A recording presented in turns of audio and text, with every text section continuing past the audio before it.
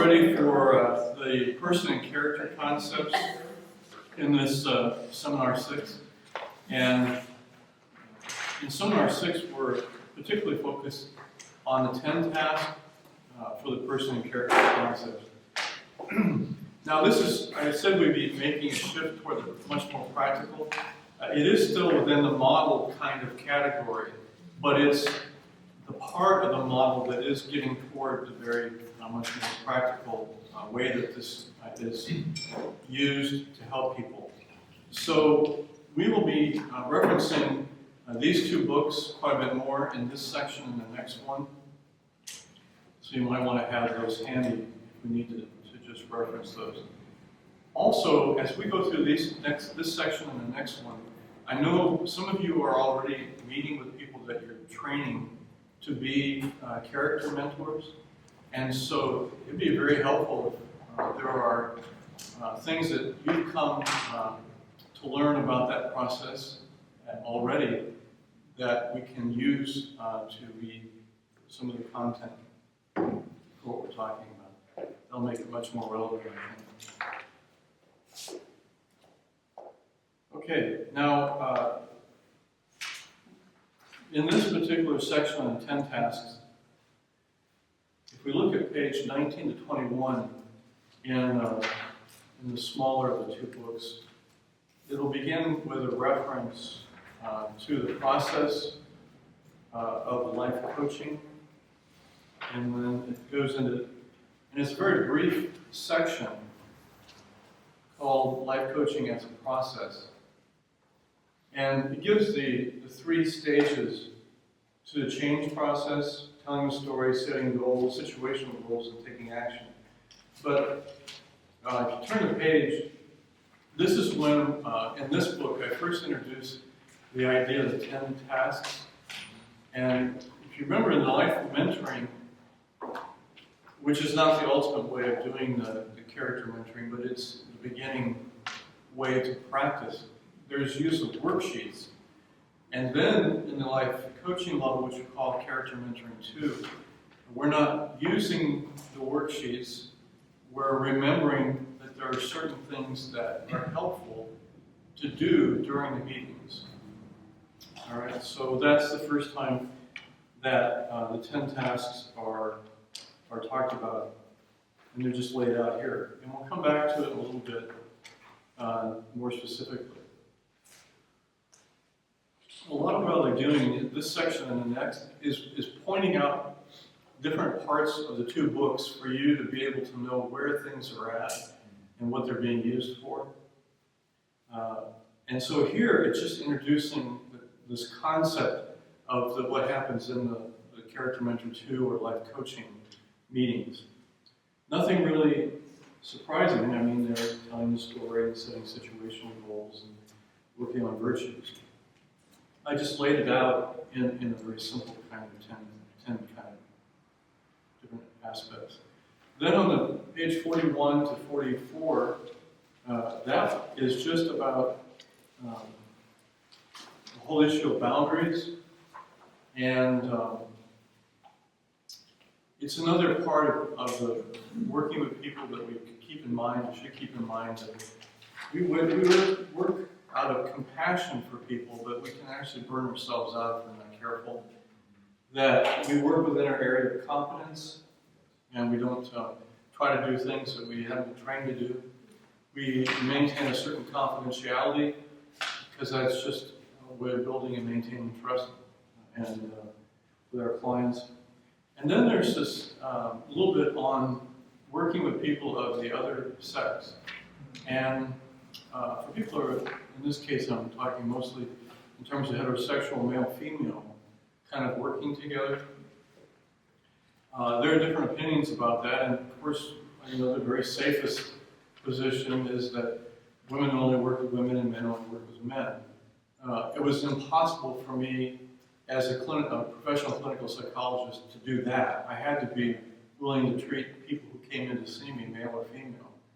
But the idea of boundaries is that we maintain a position in our relationship with either men or women of the same or opposite gender that is respectful and not exploitive. The idea of a dual relationship in the professional world as being unethical means not that it's always unethical, that you maybe not only have the person as a client, but see them in the grocery store, and that's unethical. The idea behind that is that there's potential to exploit the person that we're helping, because it's not an equal relationship of we're the helper and they're the one being helped. And so we just need to be careful that we maintain good boundaries and don't do things that exploit the other person. And if we're talking about people that there's potential for sexual attraction, that the boundaries are maintained, that the one who's the helper is not trying to exploit for their own needs the person that they're helping. Okay? So, any thoughts about so far we've talked about?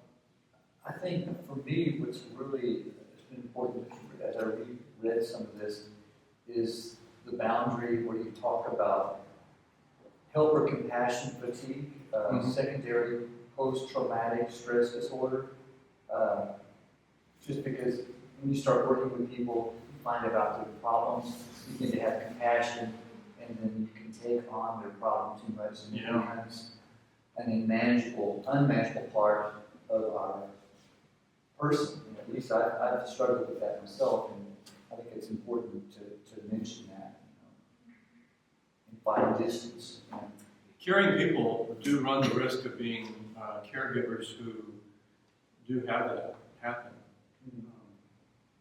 But then being empathetic may mean that we just don't have good enough emotional boundaries either, and that we start to taking on, as if it's our own problem, the problem that other people are experiencing.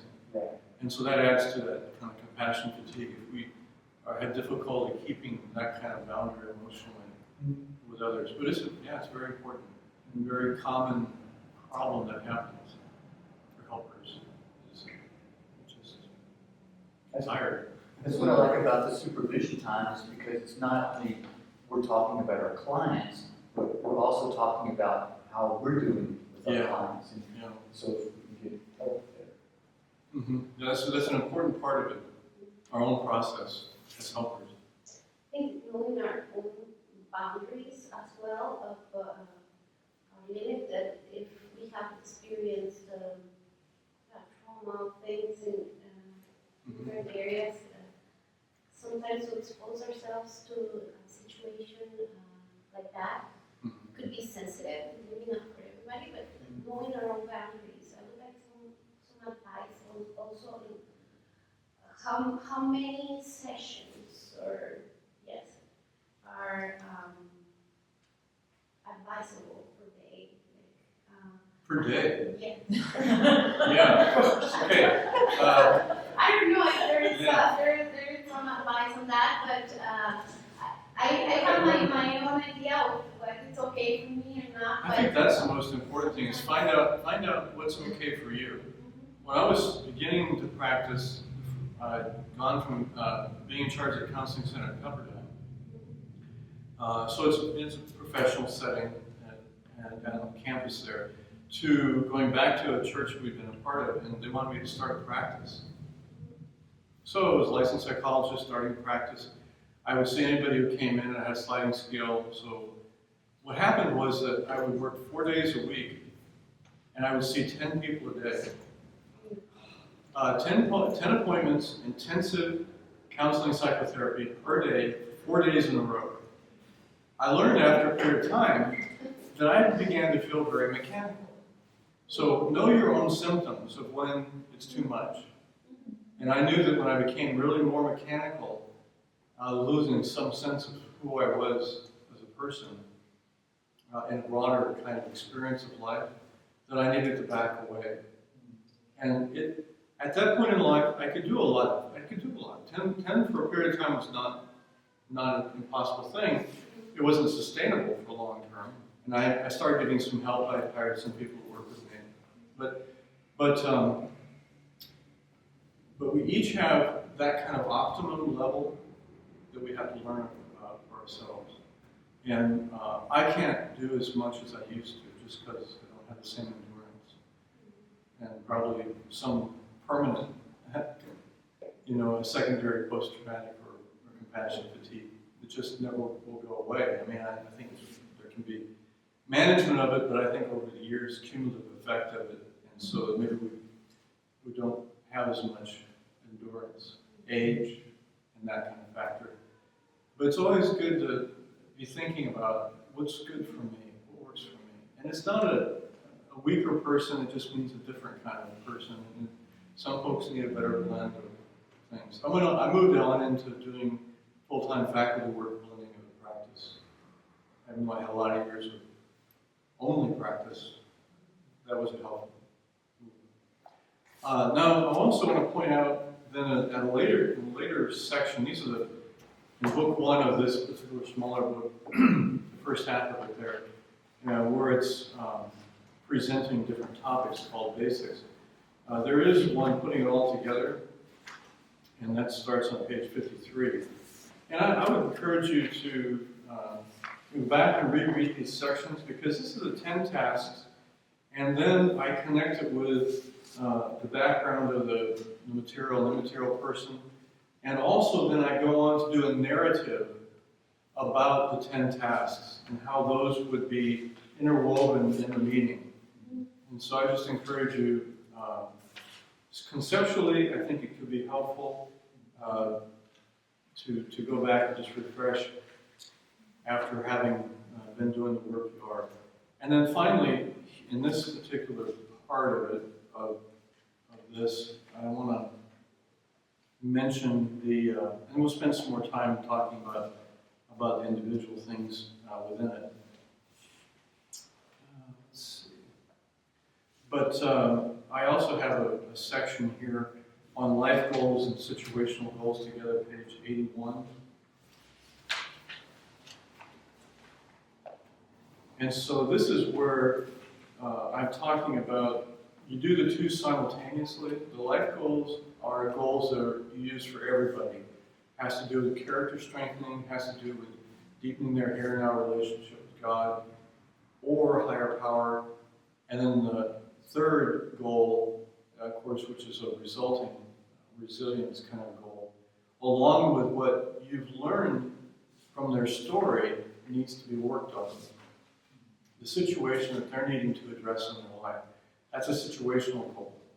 So at the same time you have a situational goal, you also have some life goals you're working on. All right, so let's see.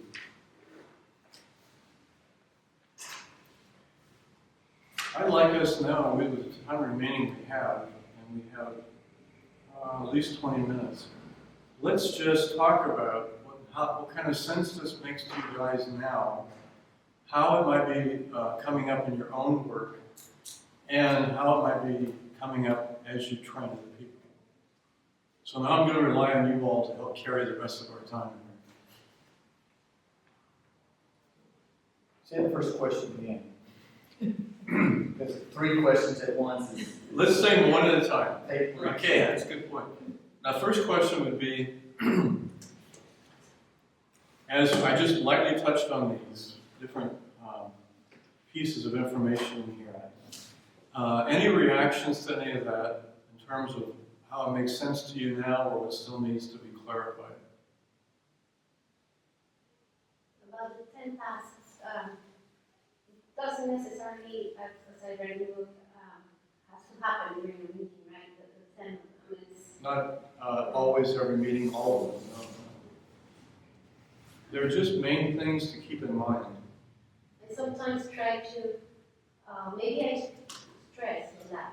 I'm trying to cover all 10, but I think I should be more relaxed. I think so, yeah. The most important thing that we do for people is we connect with them relationally. Yeah. But we can be helpful in terms of making that more productive by having some intentionality. In other words, if we understand the 10 tasks, we can refer to those and think, have I covered something that's helpful, although I don't want to stress out about it. Because we won't be natural in our relating to people if we're so preoccupied with having to get all those 10 in. When being with when we start our meeting saying how things are going. It is interesting how you have to manage the time in that introduction moment because we have a lot to say most of the time. So, and it is time management during the meeting for me has been a challenge. Mm-hmm. And that'll be more of a challenge for some than others. And I mean, it's great that you have a lot that you can talk about, but for you, it's staying focused and coming back. For other people, it might be, well, we talked about what was of interest to them, and then I didn't know what to talk about after that. Maybe some of you have experienced that. Maybe it's cultural. Well, I think there's probably a dimension to that as well. Yeah, so far I have only met with people from Latin America. Yeah. Well, at least in the Latin American background. Right. They have been living here for 20 years or so. Very Austrian, Latino, but still, Mm-hmm. I think they find that as an opportunity to express themselves. Yeah. Yeah, and so, and it varies too. I mean, you have folks that sound like they're willing to sail. Do you then, so if somebody's talking a lot, do you go on to some part of that conversation that you then think is an important goal, or do you wait for them to bring the thing up that they want to talk about? Yes, well, usually at the beginning of our meetings, we set up, we're going to meet this many times about this topic.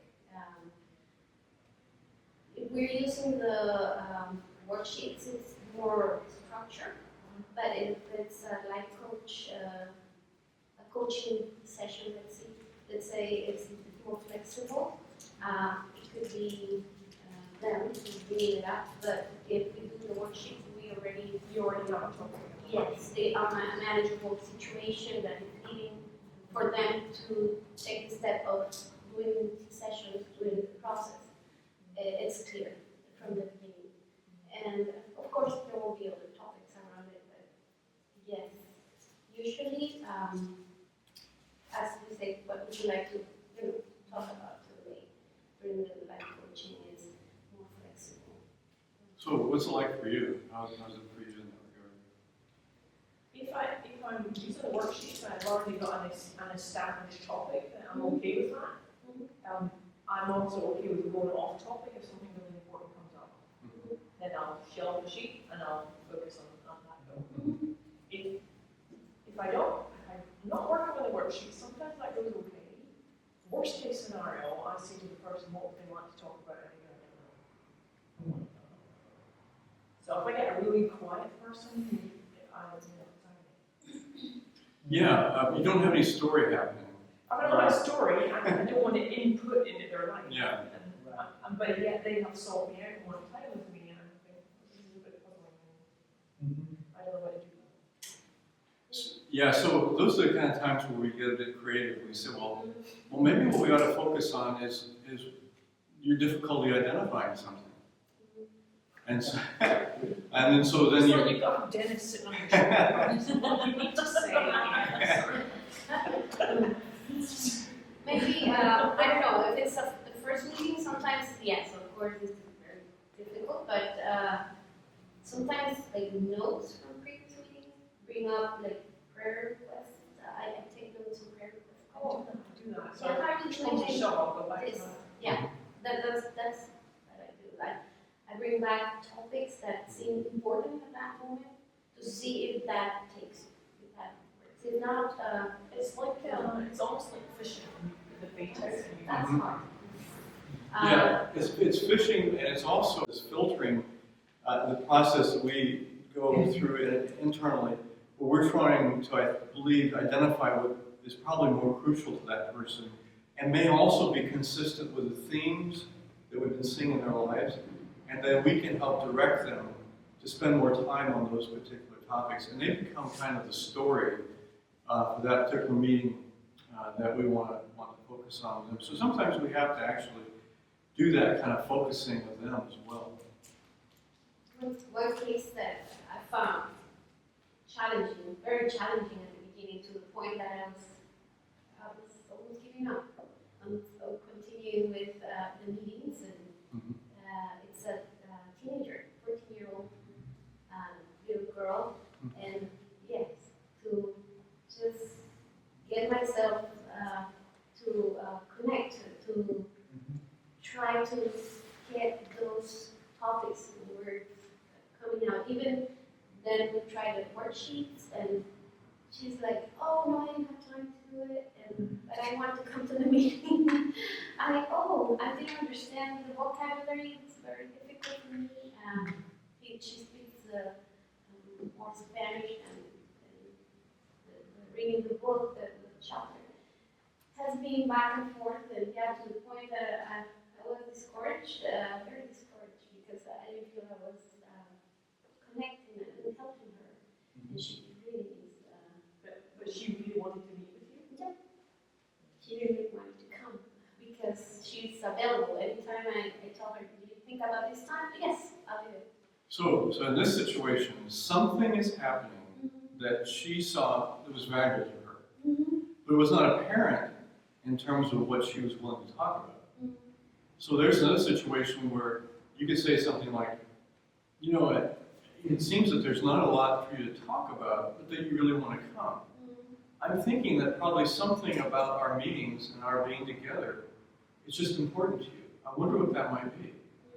Then you might, if you can help her identify that, then that's probably a good thing to talk more about. Yeah, that's what would happen afterwards. Our dynamics with the worksheets and a combination of a little bit of everything.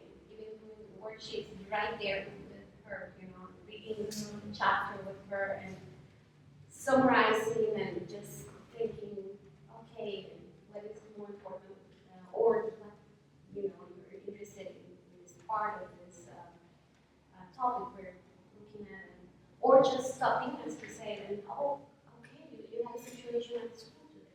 What happened? Okay, and just listen. It's been different, but somehow that approach works. Yeah. So let's see, Holly, I'm curious, with the folks that you have, and coming out of the You Shine presentations, they're more thinking about a specific topic in their lives, right? Yeah. Actually, and what I was saying earlier today was almost 9 out of 10 people who want to meet with me at the beginning of their emails or phone calls or whatever or what I find in our mentoring sessions together are something like, I already have a therapist. Mm-hmm. I've been seeing so-and-so for 3 years, 5 years, but I just needed someone to talk to. Mm-hmm. And so I've always been intrigued by that line. And so they're coming for more of this, what I was thinking about within tasks, is ultimately, at least in my case, people I meet with out of Yusha and Vienna seem to desire this sort of 10 tasks, even though I'm not explicitly saying, I'm going to go through 10 tasks with you. We're talking about goals and situational goals, active goals, action goals, and things like that. And that's what, like, every person has that in common. And every person has, like, we're just really not all that, as humans, we're just really not all that different. Like, Yeah. the character values, there's one person who's, oh, yeah, I really do need to build up my hope. Or this other person says, oh, I really struggle with stress. And now I'm seeing that. Whereas maybe in the therapy sessions, they're talking about really more technical,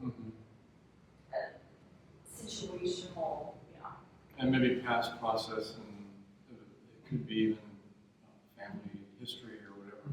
Yeah. Kind of probing that the therapist is doing to try to uncover something. Yeah. And then also in their cases, they're not very chatty.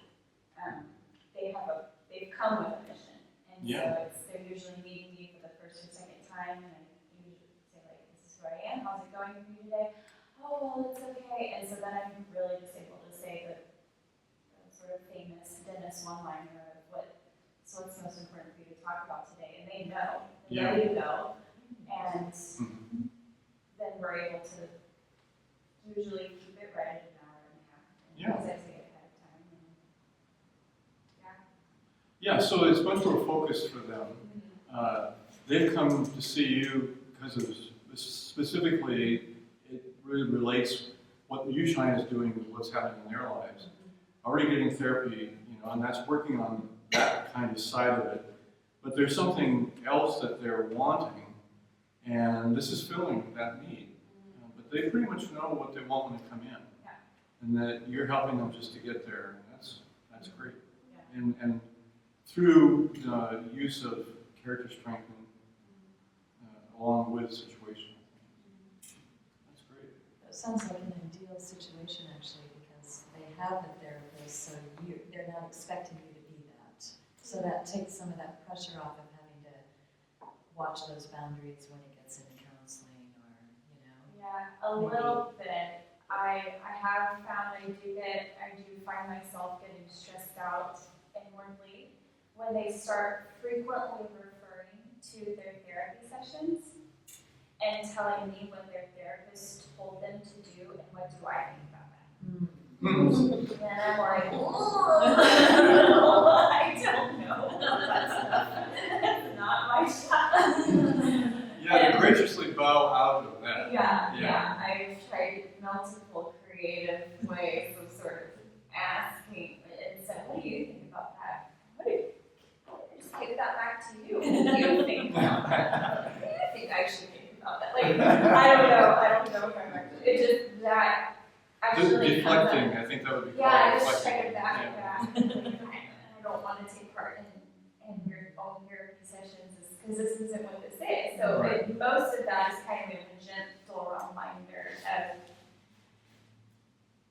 if you're asking me what you think for what you want my opinion on what your therapist said, that's an issue between you and your therapist. So thank you, I'm flattered, but and so this is No comment.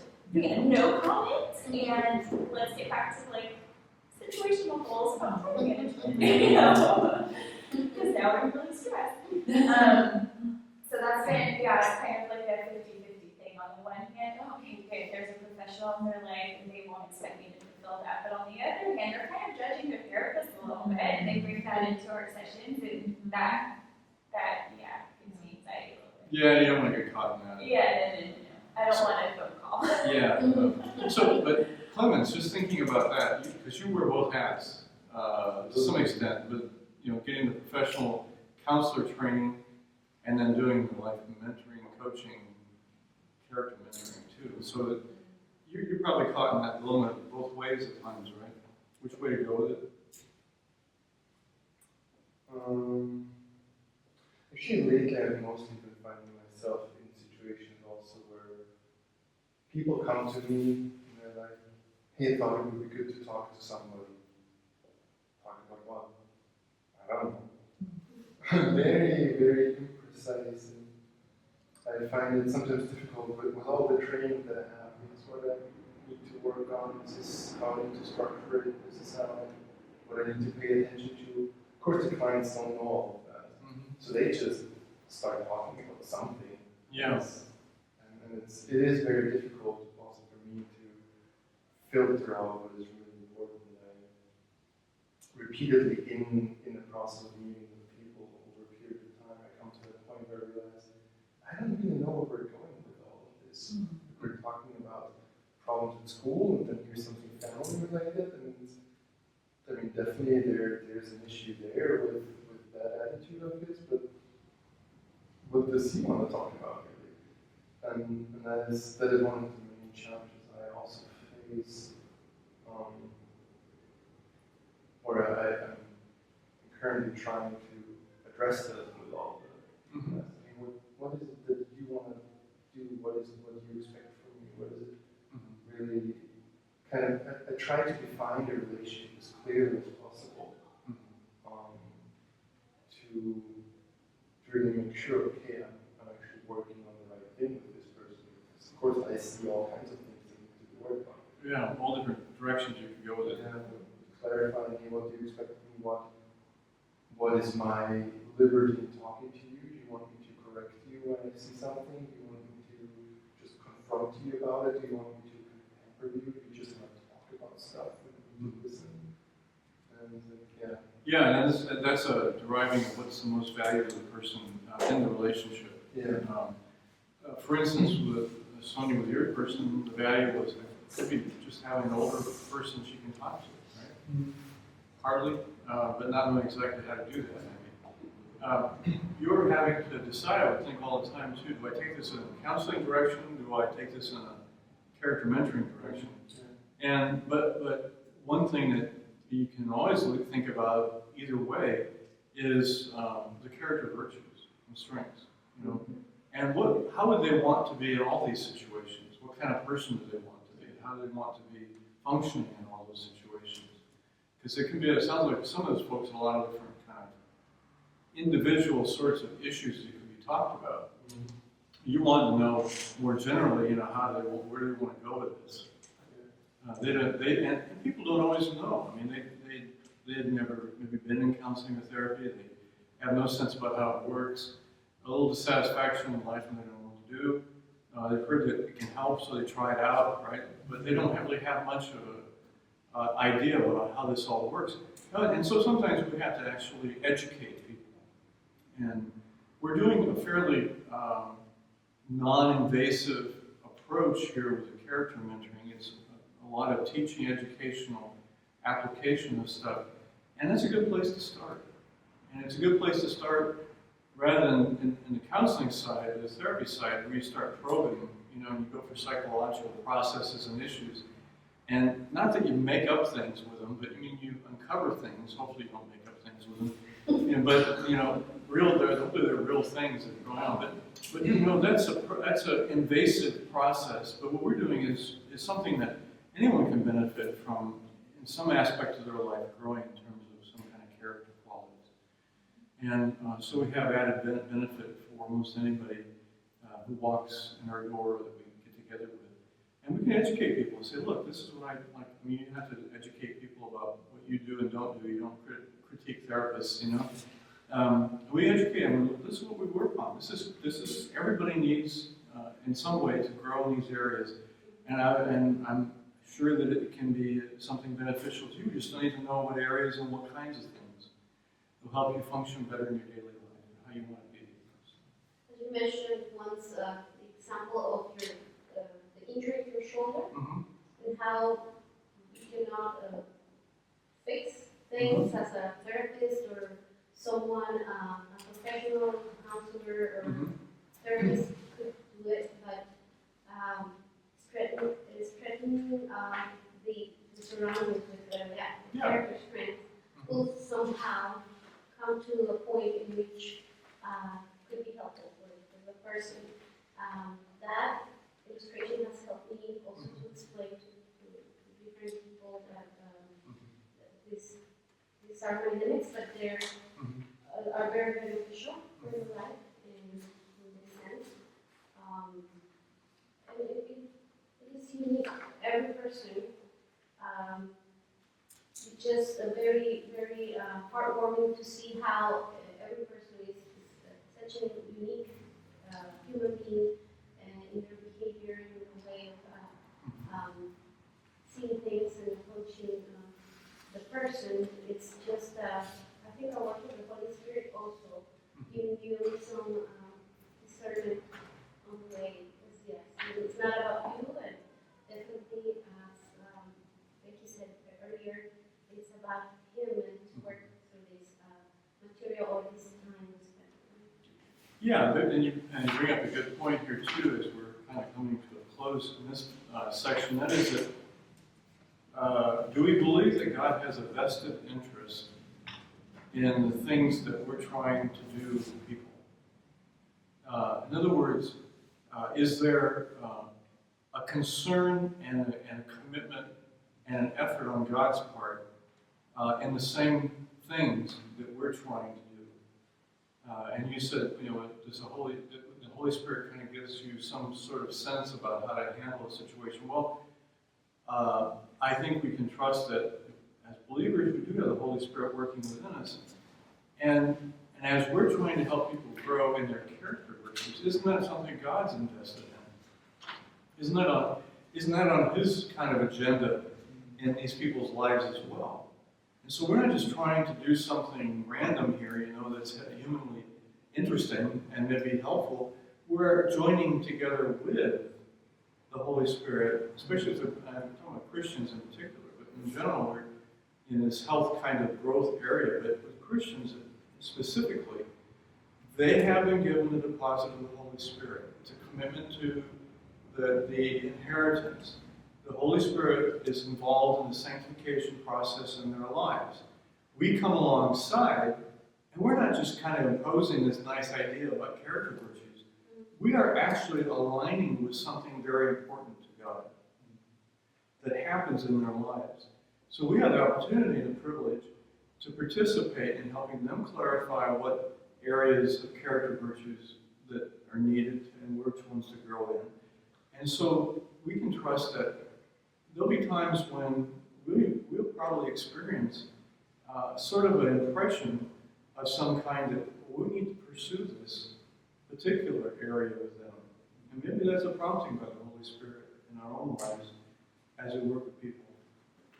We may not have ever, as a meeting began, or as we think about a meeting happening, and then as we reflect back on what actually did happen in the meeting, we might think, I didn't really expect it to go that way. Or that I would have that kind of thing to say to them. But it seemed to really be fitting. And that's an encouraging thing when you do experience that, and also to think that maybe it's the Holy Spirit working through me as well. All right, well, let's take a break and then come back and have our next section, which is quite practical.